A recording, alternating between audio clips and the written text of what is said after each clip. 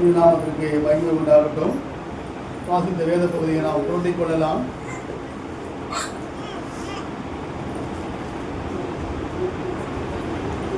இன்றைய வாசித்த தாளை தலைப்பின் கீழ் நாம் பார்க்கிறதான தலைப்பு வேண்டுதல்களை நிறைவேற்றும் கர்த்தர். வேண்டுதல்களை நிறைவேற்றும் கர்த்தர். இந்த புதிய மாதத்தில் அநேக செப குறிப்புகளை தனிநபராகவும் அல்லது குடும்பமாகவும் அநேக வேண்டுதல்களை ஆண்டு சமூகத்தண்டையில் நாம் வைத்திருக்கக்கூடும். இவைகளெல்லாம் நமக்கு ஆமென்றும் காணப்பட வேண்டும் என்று சொன்னால் கடைபிடிக்க வேண்டிய சில உண்மைகள், கடைபிடிக்க வேண்டிய சில உண்மைகள். ஏன் அப்படின்னா,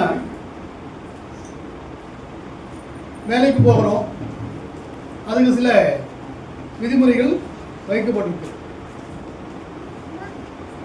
10 மணிக்கு வேலைக்கு போகணும், 11 மணிக்கு டீ டைம், 1 மணிக்கு அதாவது 1:30 மணிக்கு சாப்பாடு டைம், அதுக்கு பிறகு ஒரு 3 மணிக்கு அப்படி ஒரு டீ டைம், அதுக்கு பிறகு ஈவினிங் ரிலீவ். அதே மாதிரி குடும்பத்திலும் கூட காலையில் ஏஞ்சி உடனே டீ, அதுக்கு பிறகு டிஃபன், அதுக்கு பிறகு மதிய சாப்பாடு, அதுக்கு பிறகு ஈவினிங் டீ ஸ்நாக்ஸ், மறுபடியும் நைட் சாப்பாடு, மறுபடியும் தூக்கம். இது அத்தனை பேருடைய வாழ்விலும் காணப்படுகிற உண்மை. ஆனால் இவைகளெல்லாம் ரொட்டீனா நடக்கிறதான ஒரு சூழல் நடக்குது. ஆனால் நடப்பதனுடைய உண்மை என்ன என்று சொன்னால், வேலைக்கு போனால் மட்டும்தான் என்ன கிடைக்கும்? வருவாய் கிடைக்கும், இல்லைன்னா கிடைக்காது. வீட்டில் வேலை செய்யதான் சாப்பாடு கிடைக்கும். யாராவது சொன்னாங்களாம், காஞ்சிபுரத்துக்கு போனால் காலாட்டின்னு சாப்பிடலான்னு சொல்லி. என்ன மாதிரி ஒரு சோம்பேறி காஞ்சிபுரத்துக்கு போயிட்டு ஒரு திண்ணையில் உட்காந்து ஒரு நாள் முழுக்க காலாட்டி உட்காந்துருந்தாங்க. என்னவே ஒரு நாள் முழுக்க காலாட்டி உட்காந்துருந்தாங்க. காலெல்லாம் வீங்கி போச்சான். என்னது, கால் மட்டும்தான் என்னாச்சு, வீங்கி போச்சு. ஆனால் என்ன கிடைக்கல? ஏன்னா காஞ்சிபுரம் இந்த பகுதியெல்லாம் என்னன்னா தறி. அது காஞ்சிபுரம், கோவில்பேட்டை, சோளிங்கர் இங்கெல்லாம் வந்துடாது சரி. காலாட்டினா தான் என்ன கிடைக்கும்? ஆமாம், நம்ம இப்போ காலுக்கு அதிக வேலை. எதுக்கு? இந்த துணி நெய்கிறதுக்கெல்லாம். இதை சொன்ன உடனே என்ன வேணால் அதை புரிஞ்சுக்காம எங்க போய் உட்காந்துக்கிறாரு? இப்போ காஞ்சிபுரத்துக்கு 10 பேர் போய் உட்காந்து ஒரு திண்ணையில் உட்காந்துக்கலாம். காலாடி காலையிலிருந்து ஈவினிங் வர என்ன கிடைக்கும்? எப்படி கிடைக்கும்? 2 கால் வீங்கி போனதான் வச்சோமா. அதுக்கு பிறகு சொன்னாங்க, தம்பி இது தெரியாம யாரோ சொன்னது வேற மாதிரி தப்பா சின்ன பண்ணிக்க. காஞ்சிபுரம் வந்திருக்க, இந்த காஞ்சிபுரம் பகுதியெல்லாம் வந்து தறி நெய்யறதுப்பா. தறிக்கு அதிக வேலை என்னது? காலாட்டுறது. இந்த காலாட்டினா கிடைக்கும், சோறு கிடைக்கும்னு சொல்லியிருக்காங்க. நீங்க திண்ணில் உட்காந்து காலாட்டிக்கிற, திண்ணில் உட்காந்து சோறு கிடைக்காதுப்பா. அப்புறம் என்ன பண்ணணும்? இது தறி கற்றுக்கணும். தெரியாது என்னது, நமக்கு அந்த வேலை தெரியாது. மறுபடியும் எங்கே திரும்பி வரணும்? எங்கே கேட்டோமோ அங்கேயும் திரும்பி வரணும். அது மாதிரி வேலைக்கு போனோம்னா என்னது? சம்பளம். வீட்டில் வேலை செஞ்சாதான் சாப்பாடு. போன புதன்கிழமை பிரயத்துக்கு வந்தீங்க தெரியல,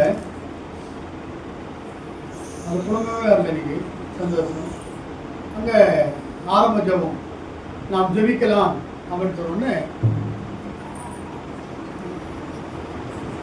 எல்லாருமே இந்த நம்ம உட்காந்து போன மாதிரி அதே மாதிரி உட்காந்துருந்தாங்க. என்னது ஜபம்னு சொன்ன உடனே ஜபம் பண்ணி முடிச்ச உடனே நமக்கு பழக்கம் இல்லை, சபையார் உட்காரவும் அப்படின்னு சொல்றது. அந்த பாணியில என்னது எல்லாரும் உட்காருவோம் அப்படின்னு சொன்னேன். என் கூட அந்த ஒரு பெரிய ஆளு சொல்றாங்க என்னன்னு சொல்லி, யாருமே ஏச்சிக்கல, யாரும் முட்டி போடல, என்னது யாருமே ஏச்சிக்கல, ஒன்றும் பண்ணல, நீ ஏற்றுக்கின்ற உட்காருன்ற.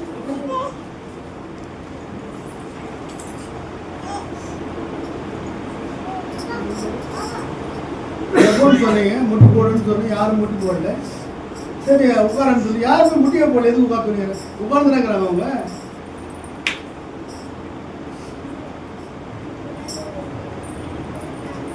ஏன்னா நமக்கு என்ன பழக்கம், என்ன பழக்கம், என்ன பழக்கம்,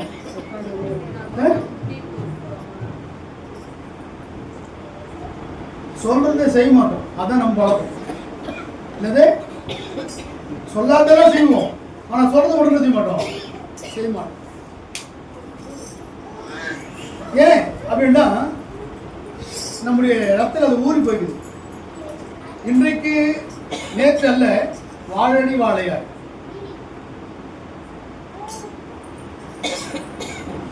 வீட்டில் பெரியம்மா அவங்க 2 பேர் இருக்கிறாங்க, அவங்க தெரியும். காலையில் வீட்டில் இப்போ இருக்கிற மாதிரிலாம் இல்லை. நாங்கள் சாம்சாங் ஊரில் நாங்கள் இருந்தோம்.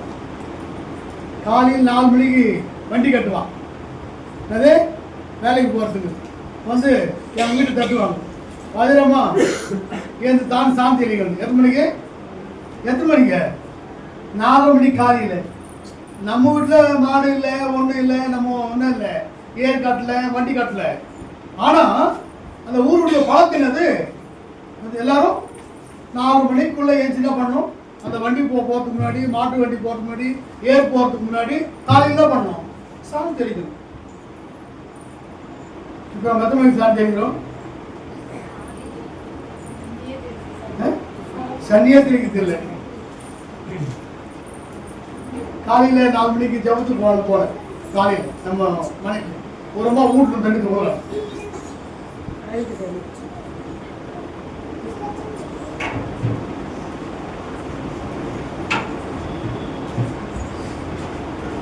கொண்ட வண்டியை ஓரம் கட்டிக்கணும். ஆளை யாரும் காணும், தண்ணி மட்டும் எதிரில் வருது. சரி உடனே நம்ம வேகமாக போய் பழக்கம் இல்லைல்ல, வேகமாக போனால் மாட்டிக்கிப்போம். சரி உடனே நின்று உடனே அடுத்து ஒரு தண்ணி ஊற்றுக்கான 6 நிமிஷம் என்ன வெளியே வந்து ஊற்றுமா கிட்ட போய் சொல்லிட்டு வந்தேன். நீ எங்கன்னு தெரியல, நான் ஆப்பட்டு போங்க, நீ தண்ணி ஏன் மூவியில் ஊற்ற, அது நல்ல தண்ணியா கிண தண்ணி யாருன்னு தெரியாது. காலையில் சாமி தெளிக்கிறாங்க, நல்ல தண்ணி ஊற்று.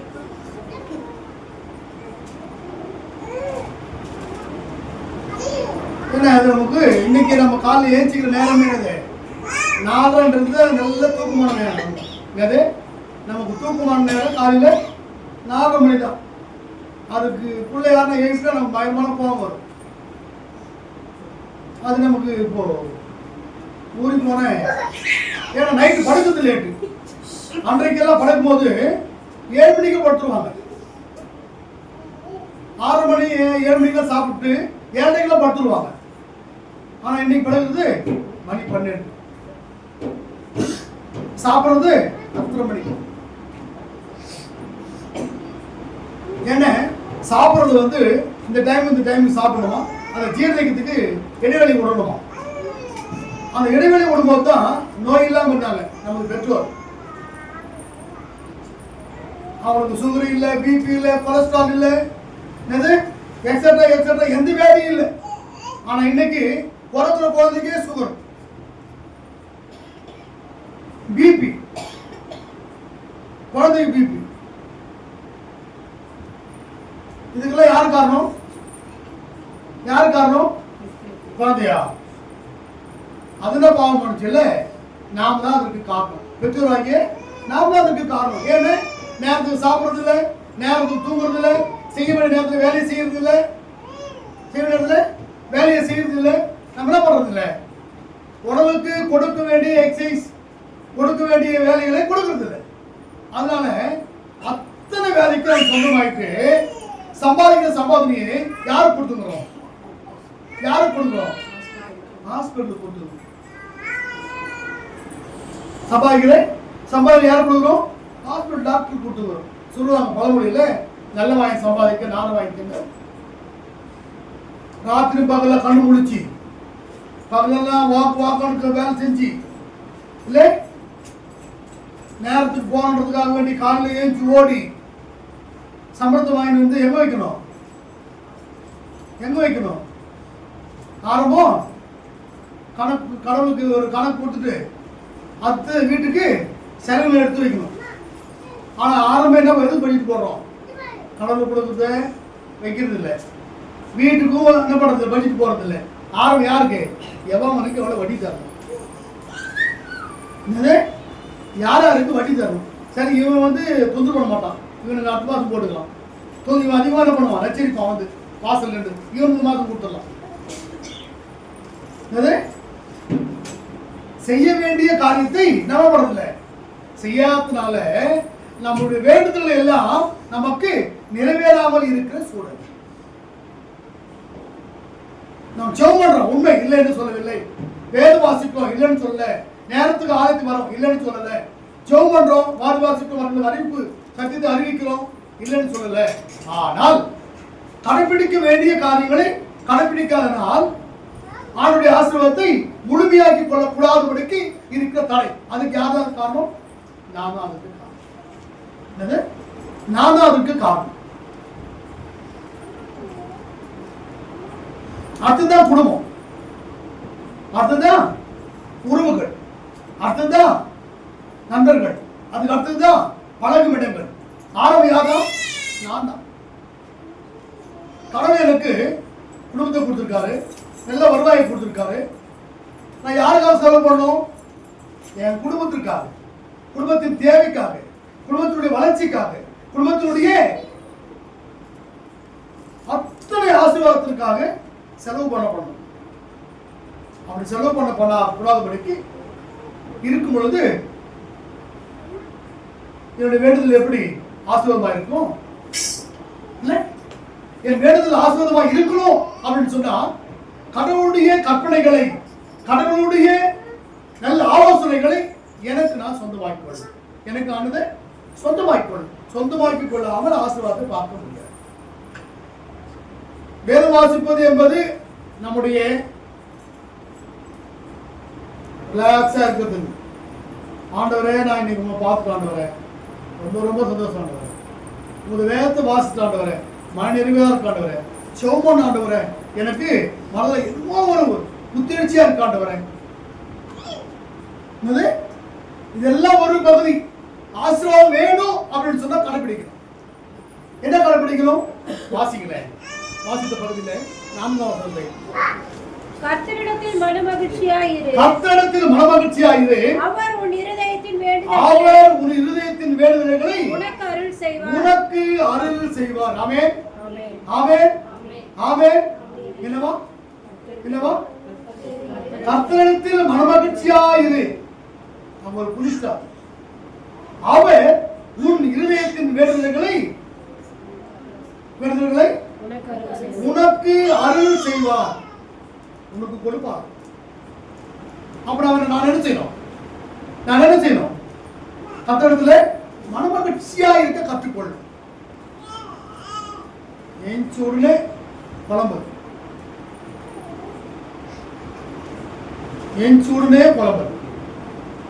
ஆனோட ஜெபம் பண்றேன், ஆனா என் விடுதலை கடவுள் கேட்கல, எனக்கு பதிலே இல்லை.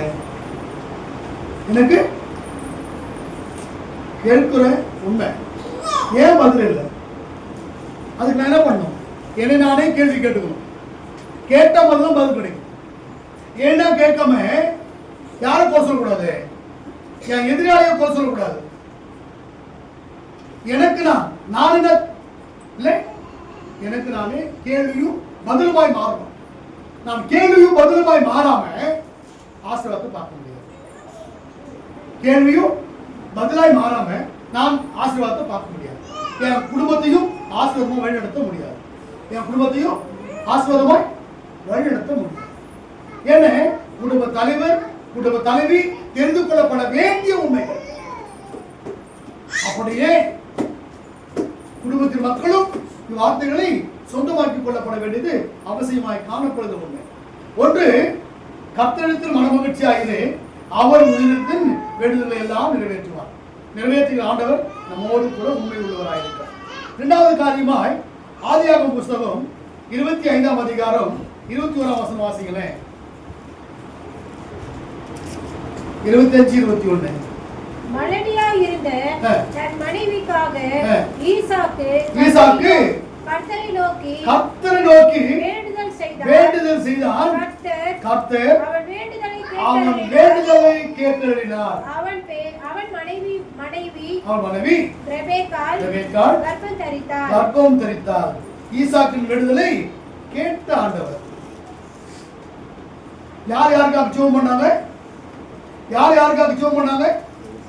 யார் அந்த ஈசாக்கு? ரெபெக்காவுக்கு என்ன வேணும்? குடும்ப தலைவனுடைய தேவைக்காக கேட்கப்படும் பொழுது அந்த கேள்விக்கு பதில் கிடைக்கிறதாக ஒரு சொல்றார். ஈசாக்கின் வேண்டுதலை கேட்ட ஆண்டவர். மலடியாய் இருந்த தன் மனைவிக்கு ஈசாக்கு கர்த்தரை நோக்கி வேண்டுதல் செய்தான். கர்த்தர் வேண்டுதல்களை கேட்டறினார். ரெபெக்காள் கர்ப்பம் தரித்தாள் என்று பார்க்கிறார். நம்முடைய வேண்டுதலுக்கு பதில் கொடுக்கிறானவர் நம்மோடு கூட இருக்கிறார். ஆமென். நம்முடைய வேண்டுதலுக்கு, நம்முடைய ஜெபத்திற்கு பதில் கொடுக்கிறானவர் நம்மோடு கூட இருக்கிறார். அவர் நம்மோடு பேசுகிற ஆண்டவர். அதுக்கு அடுத்தபடி பார்க்கிறோம், வாசிக்கலாம். 2 சாமுவேல் புஸ்தகம் 7ஆம் அதிகாரம் 5ஆம் வசனம் 9ஆம் வசனம்.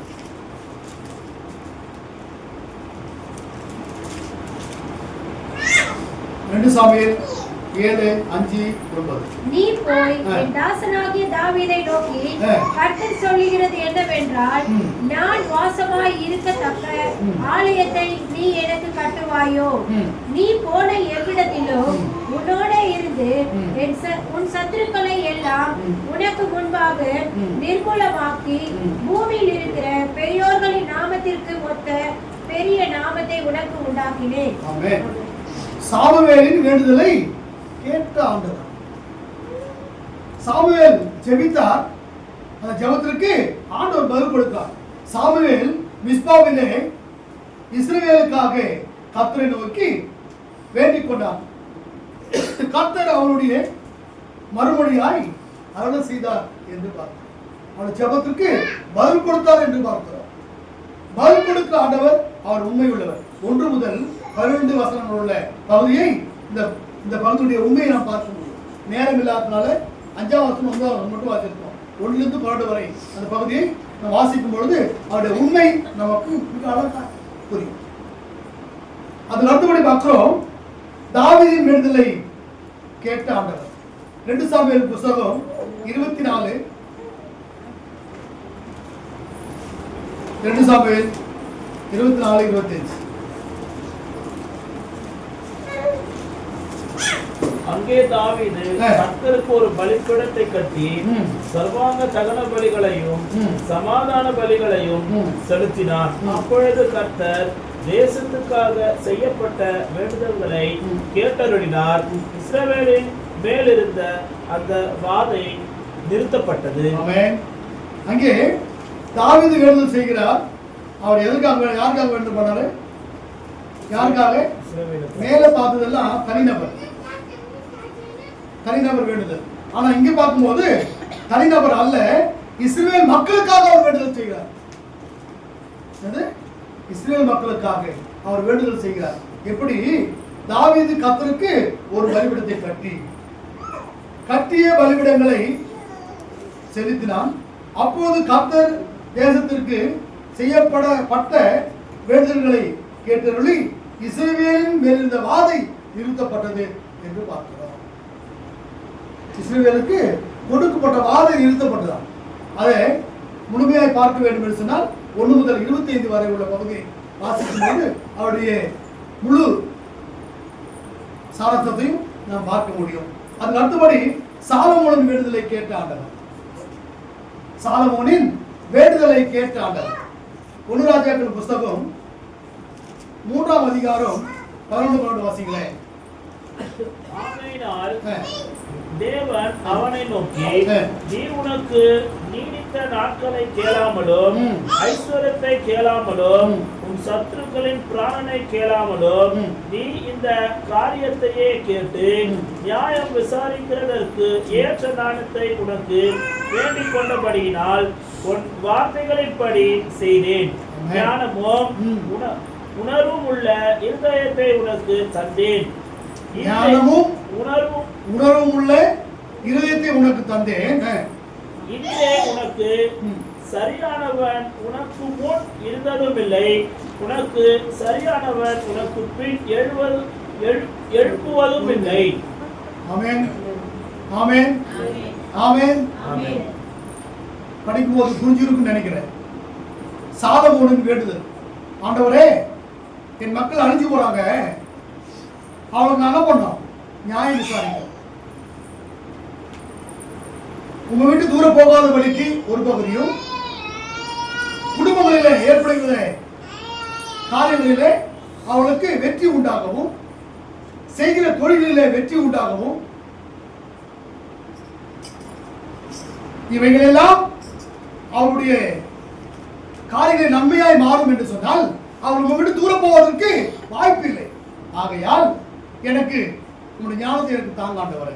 யார் ஞானத்தை? இவர்களை நியாயம் விசாரிக்க, இவளுக்கு ஆலோசனை சொல்ல, இவளை நல்ல முறையில் வழிநடத்த எனக்கு உங்களுடைய ஆலோசனை வேணும். உங்களுடைய ஞானம் எனக்கு வேணும் சொல்றாரு. அதை அவனுக்கு பரிபூர்ணமா கொடுக்கிறேன். ஆனால் அதுக்கு முடிவில் சொல்றாரு, இது போல ஒரு இருந்தது இல்லை, இனி வரப்போவதும் இல்லை என்று சொல்லுவதான சாட்சியை தேவனே சொல்லுற சாட்சி.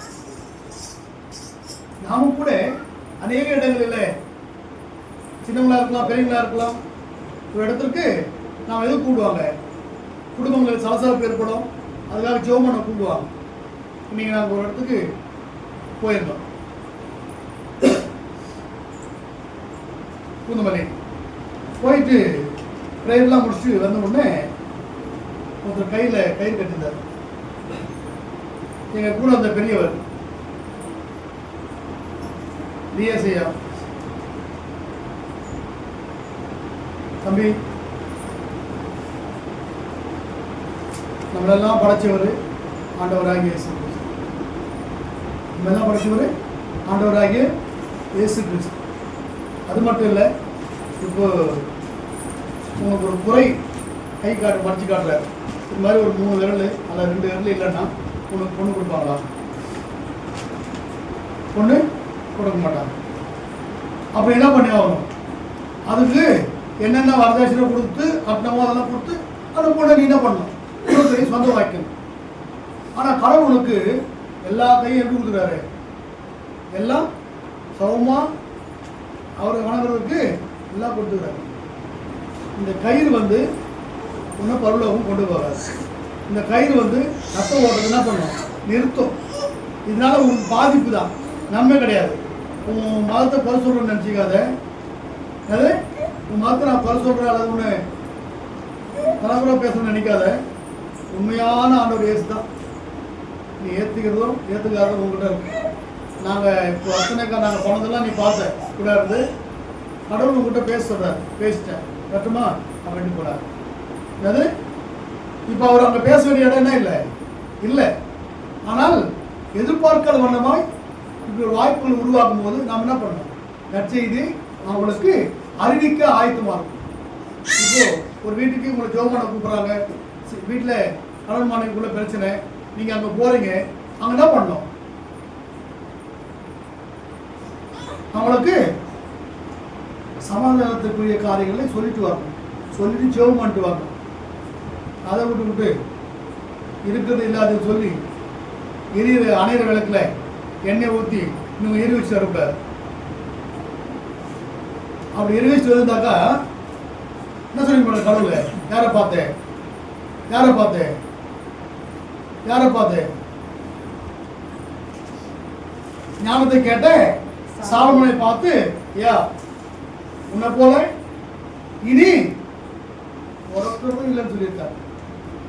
ஏன்னா அந்த உண்மையின் வார்த்தைகள் நாம் இருக்கும்போது ஆண்டவர் ஜெபங்களை கேட்கிறவர், ஜெபங்களுக்கு பதில் கொடுக்கிறவர், அவர் நேற்றும் இன்றும் என்றும் மாறாத ஆண்டவர். அதுக்கு அடுத்தபடி பார்க்கிறோம், யாக்கோபுடைய விடுதலை கேட்ட ஆண்டவர். 1 நாளாகமம் 4ஆம் அதிகாரம் 10ஆம் வசனம். 1 நாளாகமம் 4:10.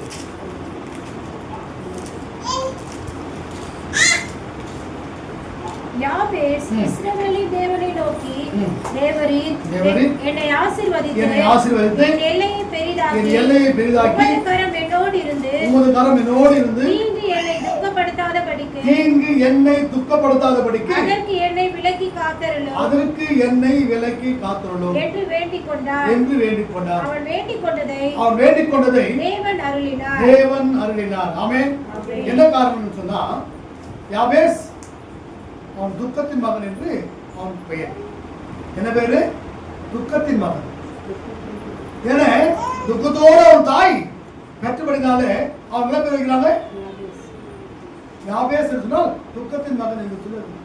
ஆண்டவரே, நான் துக்கத்தின் மகனாய் இருக்கக்கூடாது, நான் துக்கத்தின் மகனாய் நான் இருக்கக்கூடாது. அவர் ஜெபம் பண்றார். யாபேஸ் வேண்டுதலை தேவன் கேட்டார். கேட்டு அவருக்கு மறுமுற்று அருளினார் என்று பார்க்கிறோம். அந்த ஆண்டவர் இன்றைக்கும் நம்மோடு கூட உண்மை உள்ளவராய் உயிர் உள்ளவராய் இருக்கார். நாம் கேட்கிற ஒவ்வொரு விடுதலையும் அவர் கேட்டு பதில் கொடுக்கிறார். அதுக்கு அடுத்து யோபின் விடுதலை கேட்ட ஆண்டவர். வாசிக்கலாம். யோபின் புஸ்தகம் 42:10. யோபு தன் சிநேகிதருக்காக வேண்டுதல் செய்த போது கர்த்தர் அவன் சிறையிருப்பை மாற்றினார். யாருடைய சிறையிருப்பை மாற்றினார்? யோபுடைய சிறையிருப்பை மாற்றினார். யாருக்காக ஜெபம் பண்றார்? அவரு தன் சிநேகிதர்களுக்காக ஜெபம் பண்ணும்போது அவர் சிறையிருப்பை தேவன் மாற்றினார் என்று பார்க்கிறார். மற்றவர்களுக்காக ஜெபம் பண்ணும்போது நம்முடைய தேவைகள் சந்திக்கப்படும். நம்ம ஜெபம் பண்ணும்போது ஆண்டவரே ஜெபம் பண்றோம் இல்லைன்னு சொல்ல, எங்க அப்பாவை ஆசீர்வதிங்க, எங்க அம்மாவை ஆசீர்வதிங்க, எங்க அண்ணன் ஆசீர்வதிங்க, இல்லை எங்க அக்காவை ஆசீர்வதிங்க, இல்லை என் தம்பி ஆசீர்வதிங்க, தம்பி குடும்பத்தை ஆசீர்வதிங்க, அக்கா குடும்பத்தை ஆசீர்வதிங்க, மாமன் குடும்பத்தை ஆசீர்வதிங்க, இல்லை கடைசி தான் என்ன பண்ணுவான்? ஆண்டவரே எல்லாரையும் ஆசீர்வதிங்க ஆண்டவரே. ஆமென்.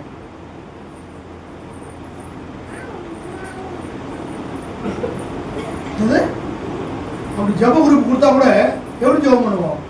ஜப குறிப்பே மறந்துடுவோம். ஆண்டவரே, ஊழியக்காரருக்காக ஜெபிக்க ஆண்டவரே, ஊழியக்கார குடும்பத்திற்காக ஜெபிக்க ஆண்டவரே, பிள்ளைகளுக்காக ஜெபிக்க ஆண்டவரே, ஐயா சொன்ன ஜப குறிப்பை ஆசீர்வதி ஆண்டவரே. அதை மறந்துட்டோம். என்னது? ஏன்னா சொல்ற ஜப குறிப்பை கேட்டு ஜெபம் பண்ண மட்டும்தான் அதுக்கு ஆசீர்வாதம், அதுக்கு பதில் கிடைக்கும். மனிதனை ஊழப்படுவதற்காக வேண்டி செய்கிற ஜபங்கள் எல்லாம் இந்த கூரையை விட்டு மேலே போகாது. என்னது? இந்த கூரையை விட்டு மேலே போகாது. நமக்குள்ள ஒரு ஒற்றுமை இல்லாம ஜெபம் பண்ணா கூரையை விட்டு மேலே போகாது. நமக்குள்ள ஒரு அன்பு இல்லாம ஜெபம் பண்ணா இந்த கூரையை விட்டு ஜெபம் மேலே போகாது. எனக்கு ஆசீர்வாதம் வேணும், சுகம் வேணும், சமாதானம் வேணும், சந்தோஷம் வேணும், மன நிம்மதி வேணும், மன ஆறுதல் வேணும். ஜபங்களை கேட்கிற ஆண்டவர் தான், இல்லைன்னு சொல்றது. ஆனாலும் நம்முடைய ஜபங்கள் ஆவென்றும் கேட்கப்பட வேண்டும் என்று சொன்னால் நம்மிடத்துல காணப்பட வேண்டிய காரியங்கள் ஆண்டவருக்கு கீழ்ப்படிந்து நடப்பது. அங்க ரொம்ப அழகா சொல்றாரு. யோபின் வேண்டுதலை தேவன் கேட்டார். அவருடைய சிறையிருப்பை எப்படி மாற்றுகிறார்? தன் அவருடைய நண்பர்களுக்காக ஜெபிக்கும் போது இவருடைய சிறையிருப்பை மாற்றினார் என்று சொல்லி பார்த்தோம். அது மாத்திரமல்ல, லூக்கான் புஸ்தகத்தில் பார்க்கிறோம், சகரியாவின் விடுதலை கேட்ட ஆண்டவர். லூக்கான் புஸ்தகம் 1ஆம் அதிகாரம் 13ஆம் வசனம். தூதன் அவனை நோக்கி சகரியாவே பயப்படாதே, உன் வேண்டுதல் கேட்கப்பட்டது. உன் மனைவியாகிய எலிசபெத்து உனக்கு ஒரு குமாரனை பெறுவாள். அவனுக்கு யோவான் என்று பெயரிடுவாயாக. ஆமென், ஆமென், ஆமென்.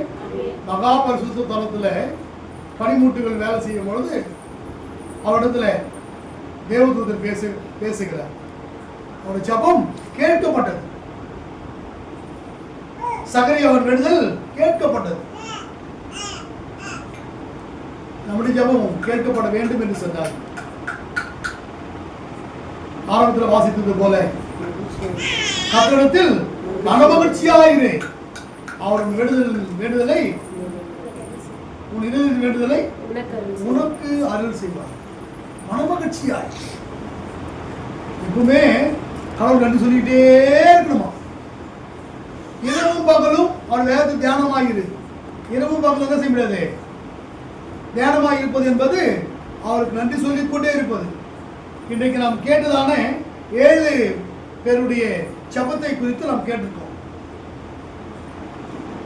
7 பேருடைய ஜெபத்தை கேட்டிருக்கோம். 1 ஈசாக்கு, 2வது சாமுவேல், 3வது தாவீது, 4வது சாலமோன், 5வது யாபேஸ், அதுக்கடுத்தது யோபு, அதுக்கடுத்தது சகரியா.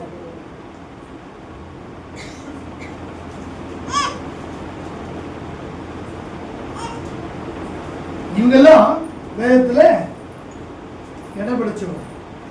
ஆபிரகாம் தேவன், ஈசாக்கின் தேவன், யாக்கோபின் தேவன் என்று அழைக்கப்படுகிற முற்பிதா கூடிய பெயர்களை தரித்து கொண்டு வாழ்ந்தவர்கள், வேதத்துல இடம் பிடித்தவர்கள். நாம கூட இந்த உலகத்துல சாட்சியா இடம் பிடிக்கப்பட வேண்டும் என்று சொன்னால் மனமகிழ்ச்சியோடு கூட ஆண்டவரை ஜெபிக்கும் பொழுது ஆசீர்வாதத்தை முழுமையாக்கிக் கொள்ள முடியும். வேண்டுதல்களை நிறைவேற்றும் கர்த்தர், ஆமென், வேண்டுதல்களை நிறைவேற்றும் கர்த்தர் நம்மோடு கூட இருக்கிறார். நாம் ஜெபிக்கலாம்.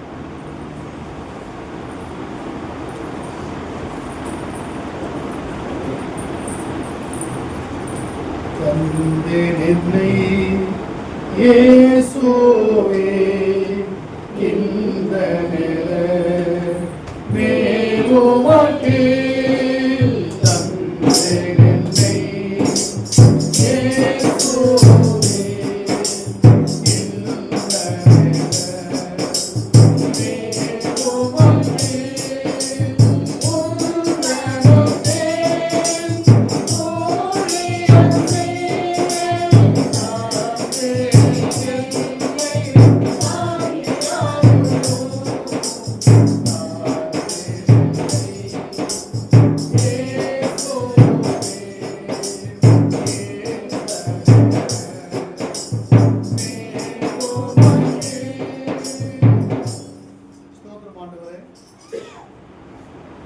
இந்த வேண்டுதலை கேட்கிற ஆண்டவர் எவரோடு கூட உண்மை உள்ளவராய், உயிர் உள்ளவராய், வாக்குமாதவராய், நித்திய பிதாவாய், சமான பிரிவாக்கி அதற்காக மட்டும்தான் உங்கள் ஆசீர்வாதத்தை நாங்கள் எங்களுக்கு சொந்தமாக்கி கொள்ள என்னுடைய வேண்டுதலை எல்லாம் நீர் கேட்டு வலுப்படுத்தி ஜெபிக்கிறோம்.